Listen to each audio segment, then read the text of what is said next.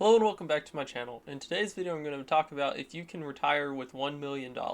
And the quick answer is maybe. There are two key factors. One is how long do you plan on living, and then the second is how much money do you spend each year. So for the first one of how long you plan on living, I can't really guess that. However, the average for the United States is about 79 years old. And with the traditional retirement age of 65, that would mean about 14 years of being retired. However, this can vary pretty drastically because the oldest person ever was 122 years old.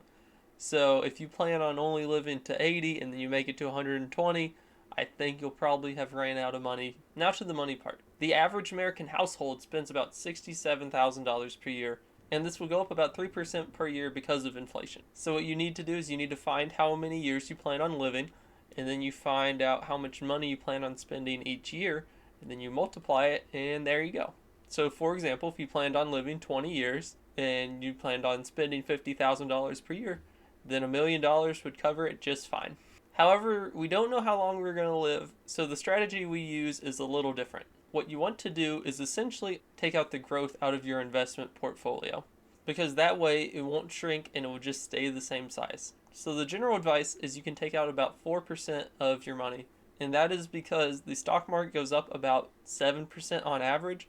So if you take out 4%, it will still be able to grow to keep up with inflation, so your money will stay essentially the same while you're just spending the profits.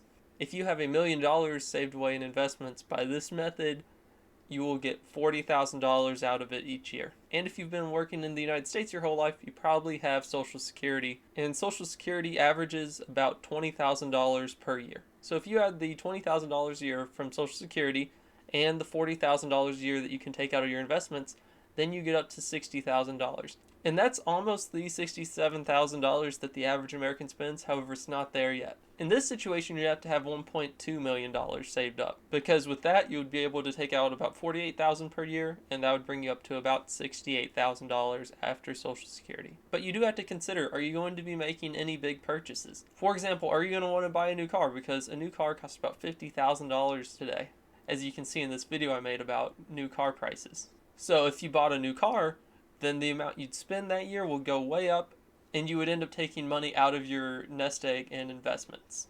Another thing is you're going to be retired, so you're not going to really have anything to do. So what a lot of people do is go on a lot of vacations, and vacations are expensive. So when planning the amount of money you're going to spend per year, you have to take into account around how much you're going to spend on vacations. So here in the United States, healthcare costs can be absolutely insane, and you have to be prepared to spend a lot on various items. For example, as you get older, you may have very expensive medications, or you have to go to expensive doctors, get expensive tests, or expensive surgeries. So you have to be prepared to have money set aside to pay for that too. Another thing is if you plan on retiring before 65 or whenever the Social Security age is when you retire. So if you retire before that age limit, then you'll have to make it several years before you get Social Security. So then you would have to be living purely off the money from your investments. Or if you're young, there's a chance the government changes the ages for Social Security or even takes it away, because all of Social Security is a huge mess right now. So if you're young, I would advise in not relying on it. So for example, if you're 40 years old, you're going to need to make it about 30 years before you get Social Security. So in that time, you need like $70,000 or $80,000 per year just from your investments. So for that to happen, you would have to have around $2 million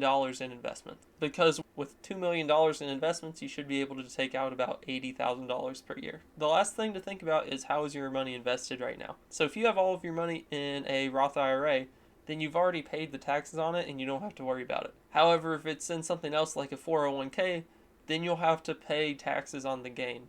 So you have to take account for that too. So in recap, can you retire with $1 million? Maybe. It depends how long you're going to live and how much you're going to spend each year. But realistically, for most people, if you're about 60 years old and you have $1 million in investments, then yes, you can retire. If you are 40 years old and you have $1 million in investments, no, you can't.